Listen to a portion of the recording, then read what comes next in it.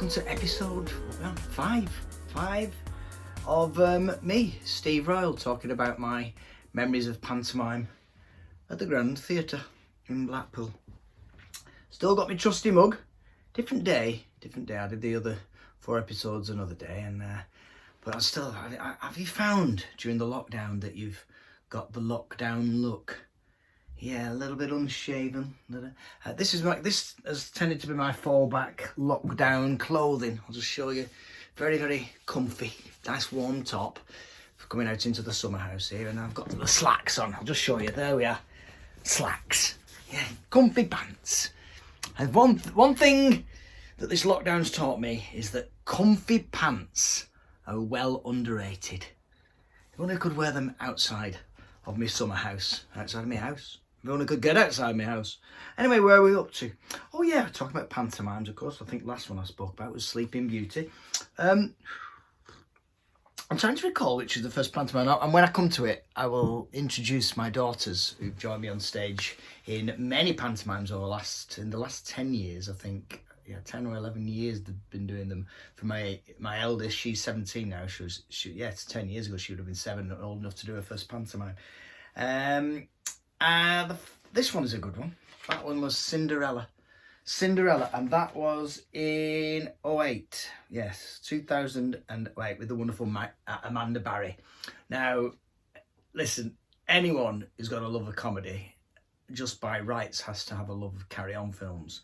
And as soon as I found out I was doing Panto with Amanda Barry, just to know that I was going to be doing Panto with Cleopatra from Carry On Cleo, it was just so excited.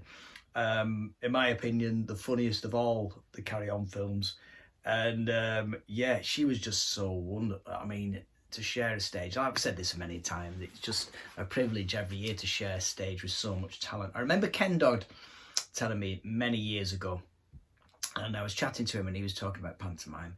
And he was saying the beauty of pantomime is it brings all different art forms all together. And that is exactly true. Even to this day, probably more so in the past where there are probably more variety acts. But nowadays, it's even, in some respects, it's probably even more incorporates an even wider area of entertainment because you get the soap stars and reality stars joining us on stage now. Although we don't tend to get many reality stars in Blackpool Panto because... no offence, but not that talented, a lot of them, are they? But anyway, we go for talent before anything else at the Grand. But we do get to work with, with dancers, with singers, West End stars, with actors, with acrobats, like I mentioned about Peter Pan not so long ago. And like I said, TV and film legends like Amanda Barry. She was the first person to point out during rehearsals and during the pantomime that I had a resemblance of Dan Leno. And I didn't know who Dan Leno was at the time, and I looked him up and she said, oh, you remind me so much of Dan Leno, you just got that Dan Leno look. And obviously those who know a bit about me more recently, I did a play written by David Christie. He came to the last, funnily enough, he came to see Cinderella a couple of years ago when we did it last.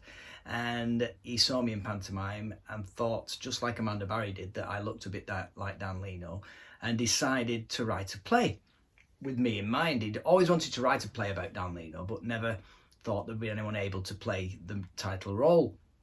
And I was honoured, I was flattered really that he thought I could do it. I actually got the script before the end of the pantomime run that year, and when I got the script I thought, this isn't going to be very good, it seems a bit, just rush this. But because he'd had the idea mulling in his head for many a year, he just regurgitated what was already in his head.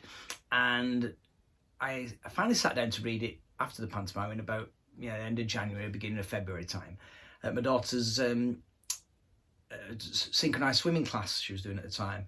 I don't know if you've ever watched synchronised swimming. It's not the most entertaining form of, listen, it's got its quality, but a lot of the action's happening under the water, and all you see is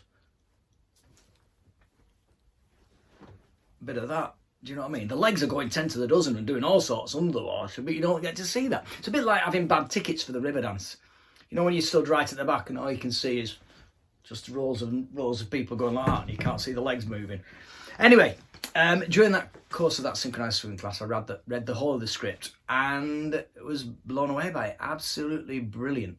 And as a result, ended up playing Dan Leno for the last 2 years. We've been doing it, and if it wasn't for this lockdown, the end of this month, we would have been in the West End. Unfortunately, that's not going to happen now, although we are still, fingers crossed, going to be performing at the Criterion Theatre in autumn some point, whenever this is over, and finally bring Dan Leno back to the West End where he's a star.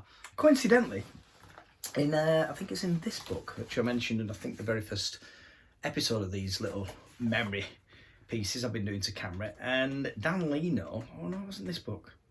It wasn't this one, it was in another little book. I don't know if I've got it here. There's another little book somewhere, and it's got a picture of Dan Leno. Ah, it's in this one.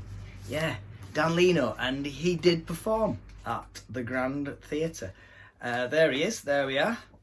That's Dan Leno. I don't know. A little bit of the hair on top.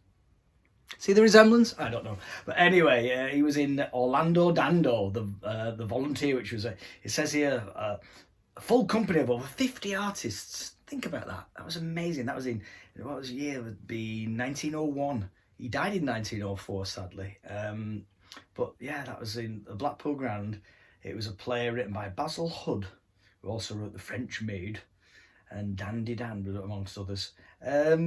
Yeah, there you go. So that's the Dan Leno story, and it was Amanda Barry who was the first one to point that out to me, and flattered I was indeed. Moving on, what we oh yes, of course, and that was in 08 or 9 or 9-10. At the end of the decade, we ended the decade with this fabulous production. The second time I did Peter Pan, with the brilliant Gary Turner as Captain Hook, excellent fella, and introduced me to this wonderful fella, Barney Harwood. What a lovely guy he was. At the time, he was just on CBBC, and then I think it was the year after, within a year, he was on, got the audition and got the part as the new Blue Peter presenter, which he did for many, many years.